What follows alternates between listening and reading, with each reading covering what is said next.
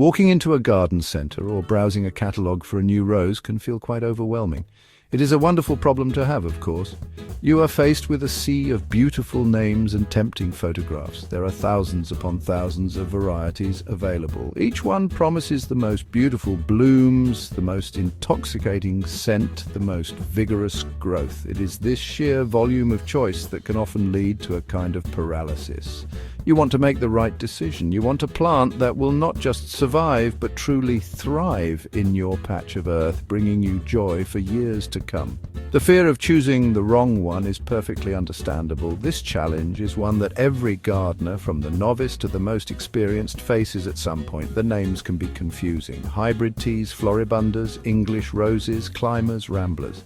Each category has its own unique characteristics, its own growth habits, and its own specific needs. It's not simply a case of picking the prettiest picture on the label. A rose that flourishes in a sun-drenched, sheltered garden in Kent might struggle terribly in a wetter, windier spot in the north of Scotland. So, how do you begin to navigate this beautiful but complex world? The key is to break it down, step by step. Before you even think about color or fragrance, it is worth taking a moment to think about your own garden. The most common place is your local garden center. See the plants in person, especially later in the season when potted and in leaf. Check the health of the plant, look at the sturdiness of the stems, see the flower in real life. Then there are specialist rose nurseries. These growers live and breathe roses. David Austin, Peter Beals, Harkness. They offer an astonishingly wide range of varieties. Bare root season in the UK typically runs from November through to about March. During this time, the roses are dormant without any soil around their roots. They look like a bundle of thorny sticks, which can be disconcerting if you've never seen them before. They are dug up from the fields where they have been growing. The range of roses available bare root is far, far greater than the selection you will find in pots later in the year. This is your chance to find those rare, unusual, or new varieties you have set your heart on. By ordering during this period, you are getting the pick of the crop before they are potted up for the garden center trade, where the selection is often more limited to the most common bestsellers.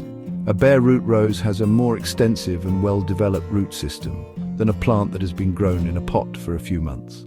When you plant it during its dormant period, it has the entire winter and early spring to settle in. Bare root roses are almost always cheaper than their potted counterparts. So if you are planning to plant a new rose, I urge you to embrace the magic of bare root season. First and foremost, health and rain tolerance. Our climate can be damp, which creates perfect conditions for fungal diseases like black spot, powdery mildew. Look for varieties described as having good or excellent disease resistance. This will save you a great deal of trouble and spraying later on.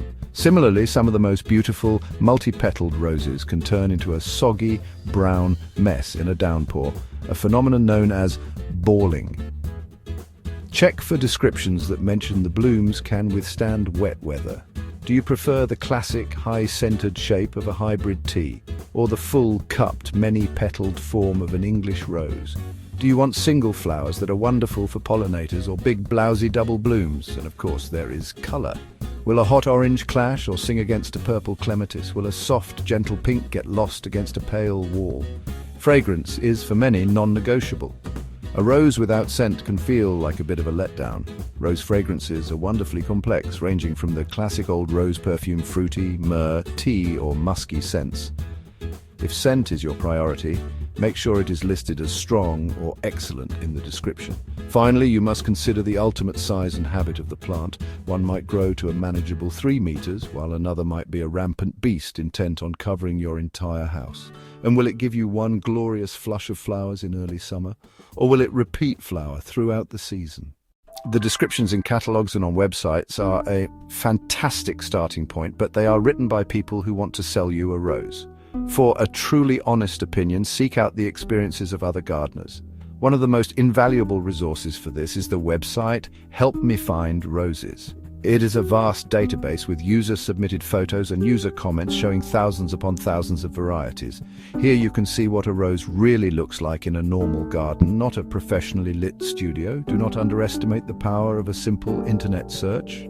Typing the rose name followed by Review UK or Forum can bring up discussions on gardening forums like the one on the Gardener's World website. Here people share their real-world successes and failures. You might discover that a rose marketed as disease-resistant in a dry American state is a martyr to black spot in Manchester.